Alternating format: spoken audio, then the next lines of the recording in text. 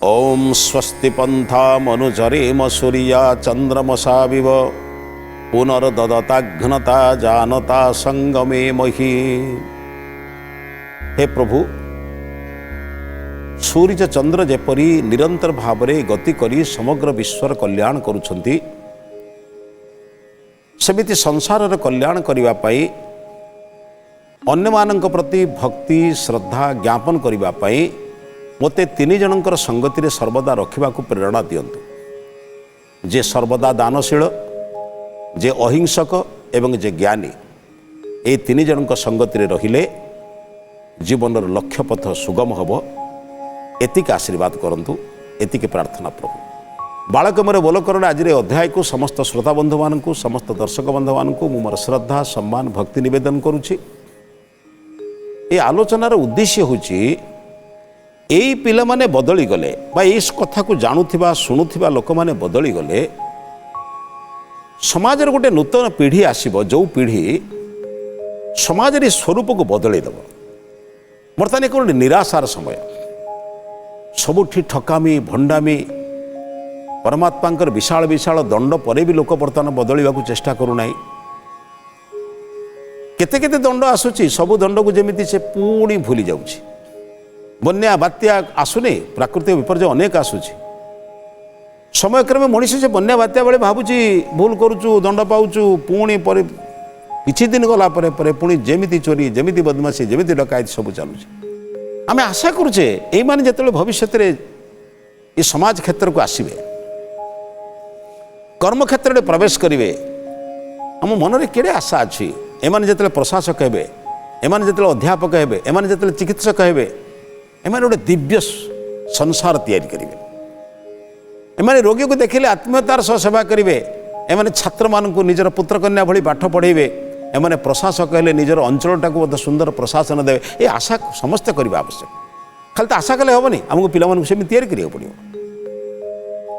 बर्तमान तैयारी करने आम चिंतन करुचु से एक सुंदर सृष्टि, सुंदर विश्व आवश्यक।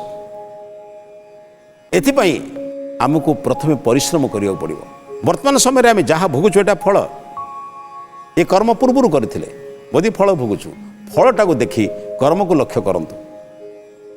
जदि अनुत्तीर्ण परीक्षा रे फेल होता पिलाटी जाने पाठ पढ़ी नथिली बिली फेल हेली, सतर्क हो जावा उचित। एबे एमिति अध्ययन करी जमिति निश्चित उत्तीर्ण हेबे और भल श्रेणी रे उत्तीर्ण हेबे। एक सुंदर उदाहरण, प्रचलित कर्म व्यवस्था को लक्ष्य करी एक पुराणर कथा, पौराणिक जिनस समाज को शिक्षा देवाई सब व्यवस्था कराई। नारद मर्त्यमंडल में सब कथा को बुलिले, देखिले, सब विचित्र विचित्र अवस्था देखिले। फिर देखिले गोटे माँ चारि चारिटा पिला को, पांच पांचटा पिला को, कार चारि पांच छह पिला मानू खाइबा को दउची, सब कथा करुची, स्नेह श्रद्धा करुची, लालन पालन करुची। आपण पिला माने आप देखुए माँ बाप कि परिश्रम कर समस्ते देखुं संसार रे। किंतु से पिला बड़ है गोटे माँ बापा पांचटा पिला को चलई दौरान, पांचटा पिला गोटे बाप माँ को खाया दौना।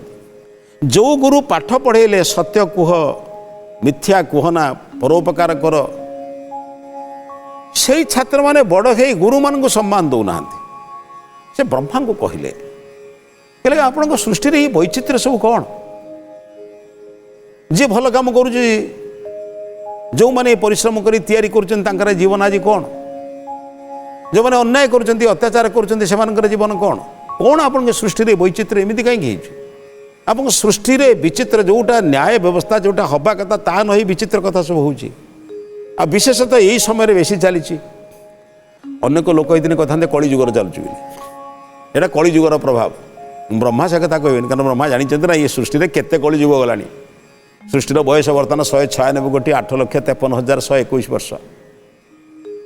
आमर जो पांजिका मानकर सब लेखा जाउची 200 कोटी पाखापाखि वर्ष रे केते मनंतर गलानी, केते कली गलानी, केते सत्य, केते त्रेता, केते द्वापर गलानी। ब्रह्मा कहीं कहबे ये कलिजुगर रहस्य बोली, ये कलिजुगर कथा बोली? ये कलिजुग नुहे, ये व्यक्ति चरित्र पतन। कौन देखिले तुम एमती कहूच? कौन पाई तुम एमती देखु भावुच? यही कथा चिंतन कल। कहले गोटे गाईटीए सी अत्यंत सुंदर घास होता गोटे नालटे नाल पाखे पाखे घास होता गाईटी चरु चरु चरु चरु तार गोड़ खसीगला से नाल भितर पड़गला नाल भितर पड़ला भितर पंख थिला पंखरे गोड़ पशिगला से उठी पारुनी जड़े लोक गोटे चोर को किसी लोक गुड़े चोरी करथिला धरा पड़ी बोधे लोक मैंने दूर अच्छे चोरटा आसुची यही नदीटा को पार हो नालटा को पार हम केमी से चेष्टा करुच्ची अद्भुत कथा से गोमाता उपर पादटा दी आरपटू डे पड़ेगा नहीं पड़ेला सुरक्षित सी रहा पुलिस मैंने आसिक पाइले आउ पड़ेले कौन आज्ञा मु चिंता करी पारुनी ये गोमातार मालिक गाई को रक्षा करने आसी नाल भितर प्रवेश करला बेलू सी पंखरे पड़ेगा उद्धार करने लोक बर्तन आवश्यकता ये जो लोक मैंने आसी बरंग रक्षा कर उद्धार करदे बोली से बंचिला शेष को गोमाता को धीरे धीरे धीरे धीरे रक्षा कले बुझे ये विपरीत कर्म सब केमी हो मनीष एक केमी कर जो गोमातार क्षीर खाई से बंचुची तापर पाद दे केमी जापी ब्रह्मा हसिले कहले बापा ये सृष्टि वैचित्र नुहे तुम जहाँ देखुच यहाँ फल से कर्म पूर्वर अच्छे कर्मर फलटा को देखी तुम क्या आशा करुच माने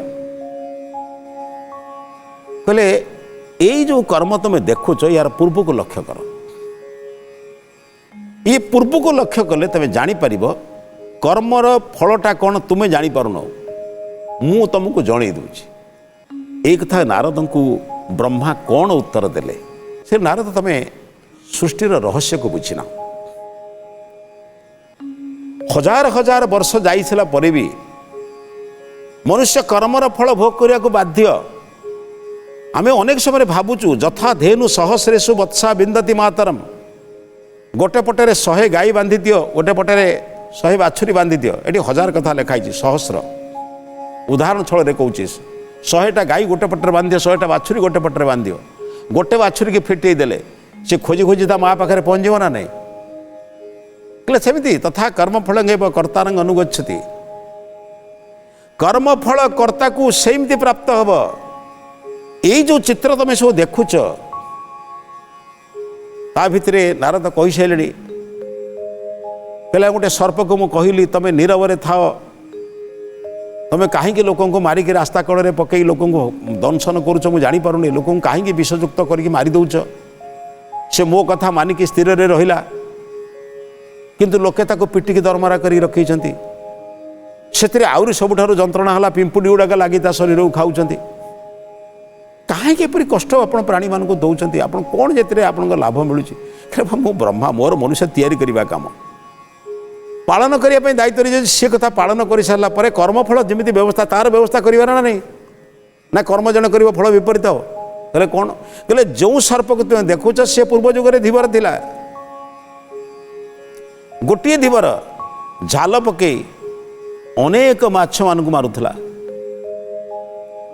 यही माछ मान मारिला भितर अनेक लोक माछ मारे से माछ माने पिंपुड़ी जन्म ये धीवर सर्प जन्म पाई ये जो वैचित्रपूर्ण सृष्टि तुम देखुच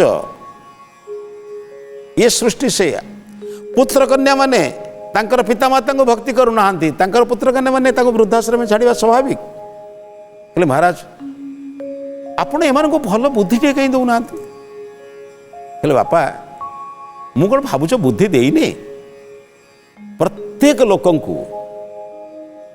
ब्रह्मा बोले ईश्वर निर्माण कला को ब्रह्मा कह जाए ईश्वर पालन क्रिया को विष्णु कह जाए ईश्वर संहार क्रिया को महेश्वर कह जाए एथिपाई प्रत्येक मुंडरे मु सुंदर बुद्धि देइछि यदि बुद्धि दे न थांती ताले समाज रे भूल काम कला बेले ताके भितर लज्जा सृष्टि होची काहेकि संकोच सृष्टि होची काहेकि कौन सी भल काम कला बेले ताके भितर उत्साह सृष्टि होची जानि नांती से माने दान देला बेले के लज्जा रे दिए ना किंतु चोरी कला बेले से अंधार राति एकांत स्थान कहीं खोजुची मु कौन बुद्धि देई नहीं मनुष्य ये बुद्धि को पाइला परे ये विचार को पाइला परे ଯେତେବେଳେ ବୁଦ୍ଧିର ଦୁରୁପଯୋଗ କରୁଛି, ନିଜ ପାଖରେ ଥିବା ସତ୍ୟକୁ ନ୍ୟାୟକୁ ଜାଣି ମଧ୍ୟ ଅନ୍ୟାୟ ଅସତ୍ୟର ମାର୍ଗକୁ ସ୍ୱୀକାର କରୁଛି, କର୍ମଫଳ ଭୋଗ କରିବ ନା ନାହିଁ? ନକଲ କରି ପରୀକ୍ଷାରେ ଉତ୍ତୀର୍ଣ୍ଣ ହୋଇଥିବା ପିଲା ଯେତେବେଳେ ଚାକିରି କ୍ଷେତ୍ରରେ ଯେତେବେଳେ ବିଚାର ଚାଲିଛି, ପ୍ରଶ୍ନ ପଚରା ଯାଉଛି, ସେତେବେଳେ ଧରା ପଡ଼ୁଛି ଚାକିରି ପାଉନାହିଁ, କର୍ମଫଳ ଦେଖୁନା ତମେ? କିନ୍ତୁ ମୁଁ ସମସ୍ତଙ୍କ ହୃଦୟରେ ଦେଇଛି ସଚେତନତା। କୌଣସି ଭୁଲ କାମ କଲେ ତା ଭିତରେ ଗୋଟେ ଲଜ୍ଜା ସଂକୋଚ ସୃଷ୍ଟି ହେଉଛି, ଭୟ ସୃଷ୍ଟି ହେଉଛି, କିନ୍ତୁ ତାକୁ ଯିଏ ଅତିକ୍ରମଣ କରିଦେବ, ତାକୁ ଯିଏ ମାନିବ ନାହିଁ, ତାକୁ ଯିଏ ବ୍ୟବସ୍ଥା ଭିତରକୁ ଆଣିବ ନାହିଁ, ଆମେ କ'ଣ କରିପାରିବା? ମୁଁ କାହାକୁ ହାତ ଧରି ବୁଲେଇ ପାରିବିନି, ତମେ ଚାହୁଁଛ ବୋଧେ ମୁଁ ହାତ ଧରି ବୁଲେଇ ଦିଅନ୍ତି? ଏ ସୃଷ୍ଟିର କୋଟି କୋଟି ଲୋକମାନଙ୍କୁ କର୍ମ କରିବାରେ ମୁଁ ସ୍ୱାଧୀନ କରିଛି।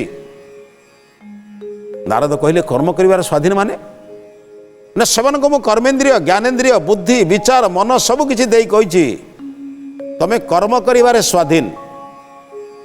କିନ୍ତୁ ଗୋଟିଏ କଥା ମନେ ରଖିଥାଅ, କର୍ମ କରିବାରେ ସ୍ୱାଧୀନ ସତ, କିନ୍ତୁ ଫଳ ଭୋଗିବାରେ ପରାଧୀନ।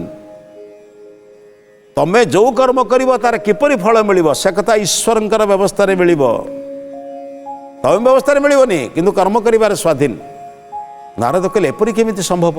ମଣିଷ କର୍ମ କରିବାରେ ଯଦି ସ୍ୱାଧୀନ, ତାହେଲେ ସ୍ୱାଧୀନ ଭାବରେ ସେ ଅନ୍ୟ କ'ଣ ନିଜେ ଜାଣି ଶୁଣି ଭୁଲ କରୁଛି? କହିଲେ କିଏ କରୁଛି ତାକୁ?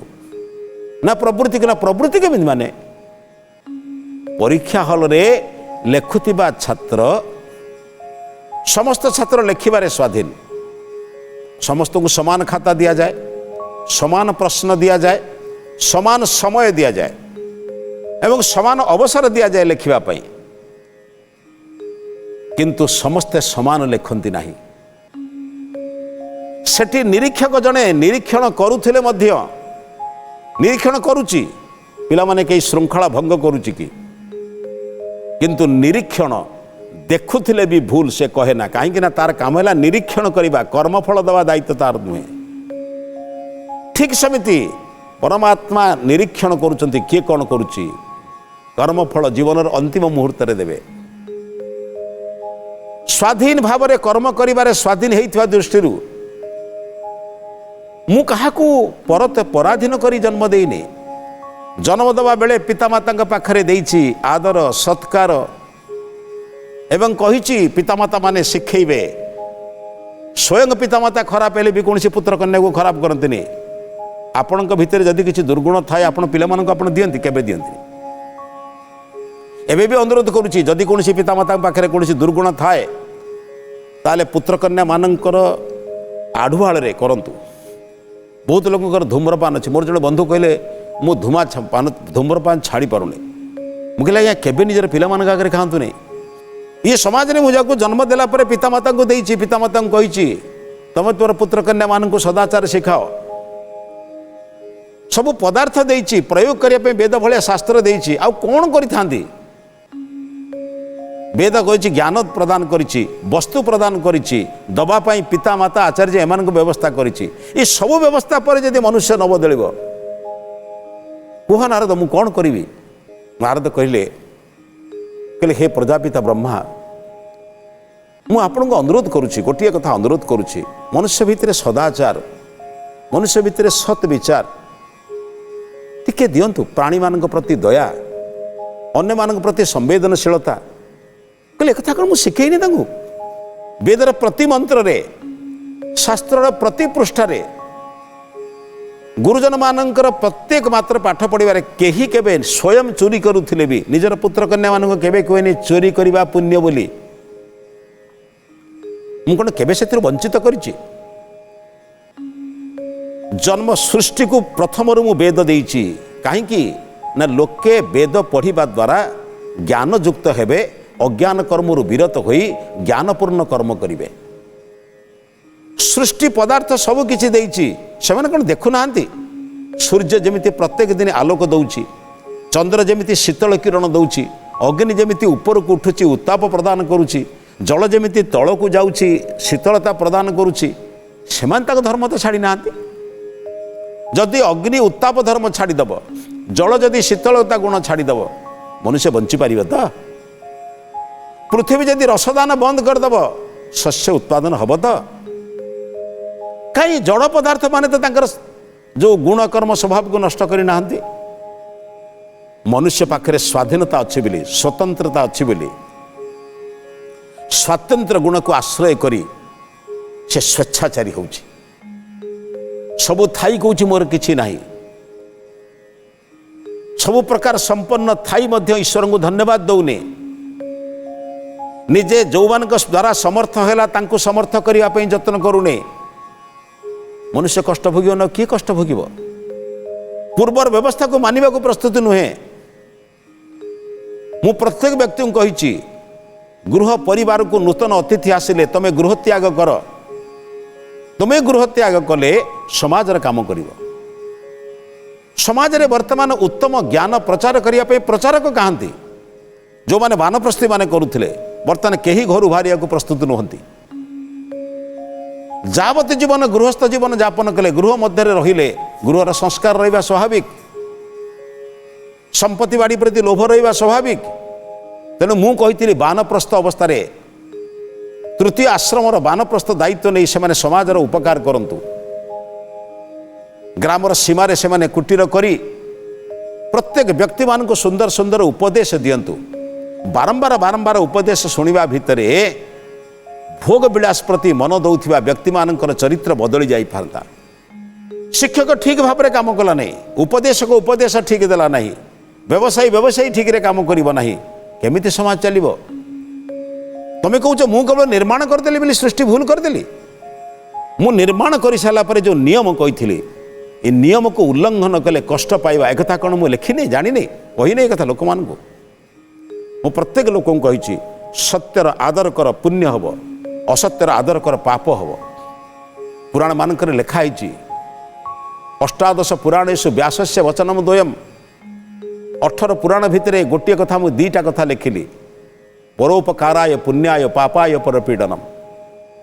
परर उपकार कले पुण्य हुए पर को कष्ट देले पाप हुए एक जानिबा परे मध्य जो माने अन्यर क्षति करती जो माने अन्य मानकर अधिकार को नहीं आसंती मु सेमानक पई लिखिची सेमानक पई शास्त्र रे नियम करिची जो माने अन्य को कष्ट दियंती निजे कष्ट भोग करती। तमे जो कष्ट देखिल ये जो पाद दे चली जिबा एमाने गोमाता को मानती नहीं एमाने मांसासी सी पूर्वजन्म तार कर्मफल को भोग करने अन्य माने ताको गोड़ी से अन्य मान प्रति यही भली व्यवहार करथिला आज अन्य मानकर व्यवहार रे से निजे वर्तमान जीवन रक्षा करबा पई जहाँ को माँ बोली स्वीकार करुला ता उपरे पाद दे जाला अर्थ माँ को वर्तमान पदाघात करने लोक पश्चातपद होना लोकटी जो आसिला गोमाता को उद्धार करने पंकरे पशिला ये समाज भितर पंक भौतिक जगतर पंक भितर समाज रे चालुथिबा जो अनीतिर पंक भितर निजको सुरक्षा करने डाकिले मध्य जो माने किछि भल लोक अच्छे उद्धार करुछन्ति किछि भल लोक अच्छे सेमानकर पथ को अनुसरण कर।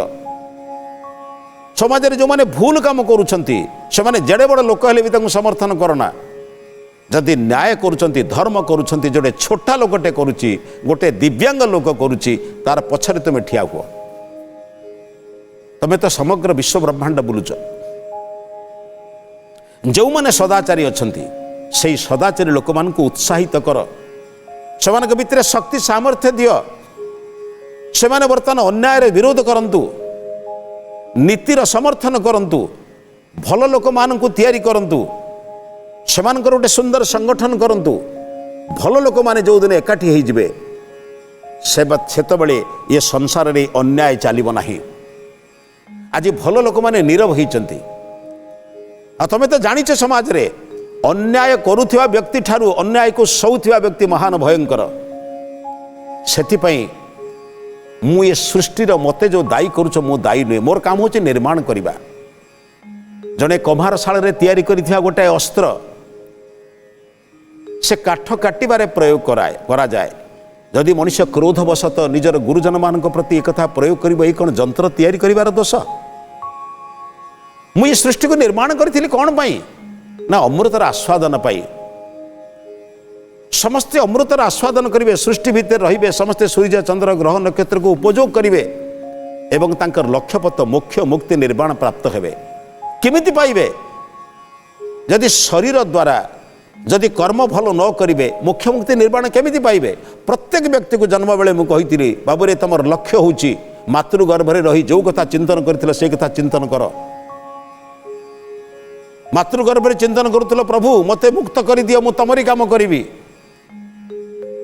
से उद्देश्य मुझे मुक्त करी समस्त सृष्टिर समस्त पदार्थ देइथिली किंतु एमाने मातृगर्भर जन्म नहीं सारा पृथ्वीर चाकचक्य भितर सत्य न्याय धर्म को भूली गले कर्मफल विषम परिस्थिति भितर बर्तमान दंड भोग कर कौन करी मो सृष्टि को मु अन्याय तैयारी करनी मु सृष्टि को अमृत तैयारी करी जो माने अमृतर आस्वादन करेंगे जो माने न्याय पथरे जीवे से माने अमृतर आस्वादन करेंगे जो माने अन्याय पथरे जीवे से माने दुख जंत्रणा भोग करेंगे एथिरे मोर किछि करिपार नाही।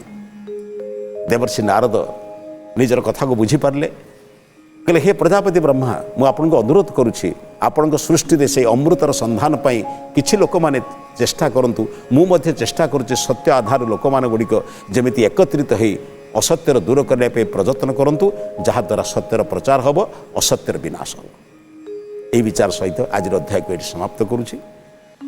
ए अध्याय को समाप्त करिया पूर्व आज महत्वाणी संपर्क में चिंतन करिवा।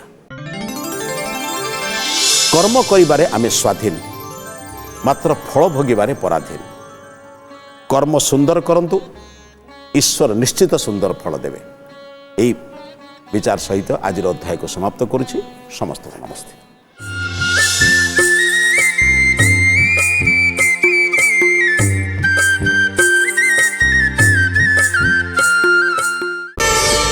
प्रार्थना आम आनंदर उत्स।